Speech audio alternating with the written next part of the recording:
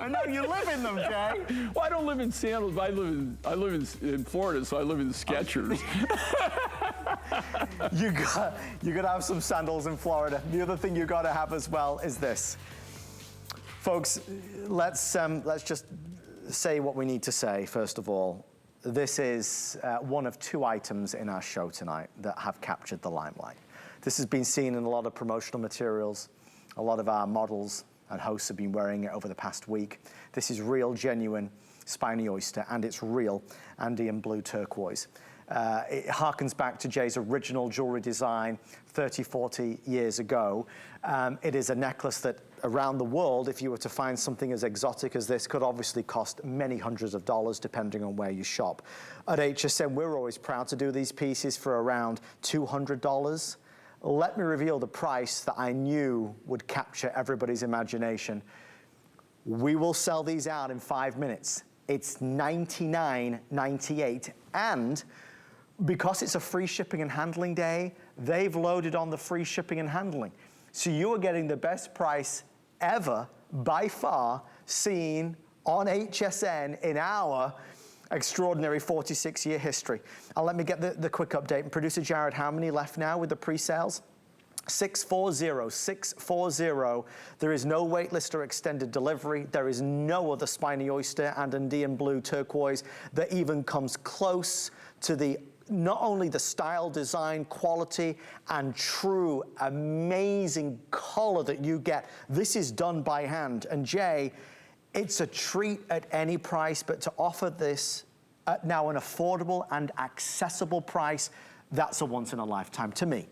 Well, you know, this design, in fact, you can actually, you know, if you look at this right now, and I'm looking at it, so you've actually got some red spiny, you have orange spiny, there's actually here now and then there's purple spiny in this. So you've got, it's predominantly orange, but you can see some red, and then every now and then you can actually see some purple in this. So you've got all three primary colors of Spiny Oyster. Here again, the rarity of Spiny Oyster. And for me, Spiny Oyster, I mean, we go back, I have so many fond memories. I have a lot of stories I can't even tell you that on the Spiny Oyster things. It was really interesting. Here again, you know, I got turned on to Spiny Oyster in college, and we would go diving, and we had this old Volkswagen van. All of us had hair down to our waist, okay? You were living your best life, Okay, Jay. so when you're going down, we would dive. All we would take is we'd take our diving gear. Honest to God, all we would take is our diving gear and cooler, which we would fill with beer. We camped on the beach. You're not even allowed to do that anymore. And that's how I got turned on to Spiny at that time. And this is when we were just actually, I wasn't doing jewelry as a living. It was just, we were starting to make things. We'd make things for us, and then we'd make things for friends. But this was, as far as a design, this was actually the very first design that I ever did. It was the first piece that I have. I still have mine. I've actually got two of them. I've got both my originals. I've got my original, my very first one I did was in turquoise. And you know, I'm trying to think, I don't really know. I believe it was Kingman turquoise, actually, that I did mine with. And the reason you could do this is, see, you took it and you cut it up. You took pieces of turquoise. In this case with shell, you would just cut this up. So you would cut it up all into chips. So you would just like slice it all up. Then you took a drill. We didn't have diamond drills at that time. You would literally get a drill with the smallest bit that you could find, and we would drill a hole in the center of it, and then we would string everything on piano wire. And then we had one friend that had a grinding wheel, that it was like a Home Depot grinding wheel type thing. It wasn't even a regular jeweler's wheel. And it had like a kind of a rough, and you would take and go over there, and we would go back and forth, and we would create these kind of designs. And then, you know, that's kind of where it started with me. And then I started making more jewelry. Then I got involved more into silver.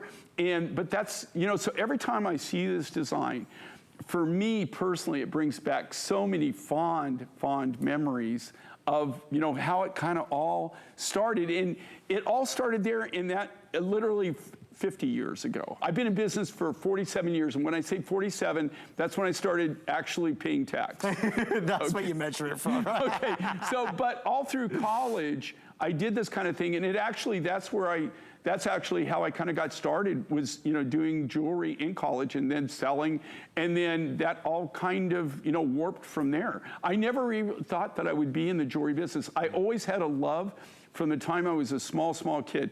I was a rock hound. I always collected things. And so I kind of combined that later in my life, finding different materials. Turquoise was, like I said, the very first thing I ever made, the very first design I ever did. I grew up in turquoise heaven, right? I mean, in the Southwest. Right. I literally grew up in turquoise heaven. And so turquoise was my key thing, my number one go-to material. And it still is. And all these years later, it's still my go-to material. Spiny, like I said, there's just the rarity of the spiny. We were kind of the ones that really brought it to the market. I mean, there was no real use for it. It was a waste product at that time. Now, try to get it. Okay, number one, you get caught with it without the right permits. You'll be staying in Mexico. No, you'll stay in a little Mexico a little bit longer than you anticipated. Same thing if you try to bring it in the United States without the Fish and Wildlife permits. You're either going to pay a very, very hefty fine, or you're going to be have some accommodations for a while. It's actually a federal crime. So, yeah, it's just a really, it just brings, every time I see it, it just brings back so many fond memories. But these look, here's what's great with them. I could wear this, and I would wear this in a heartbeat, right? Anybody can wear it. It's nice, simple. It's simple, summery, but you can wear it for almost anything. And what's really nice, you can wear it with anything. I mean, it's more casual. I mean, I wouldn't really see this as something to go dress up or anything. But come on, give me a break. I live casual. Yes. In fact, the only time I wear a sports coat, I'll just be honest with you, all right, is when I come do the show. Yes. And I only do it to compete with Adam. I know you do. That's the only thing I do. The only time I wear a sports coat is when I'm here on the air, and especially when I work with Adam, I always wear a sports coat. But that's the honest truth, okay? Otherwise, I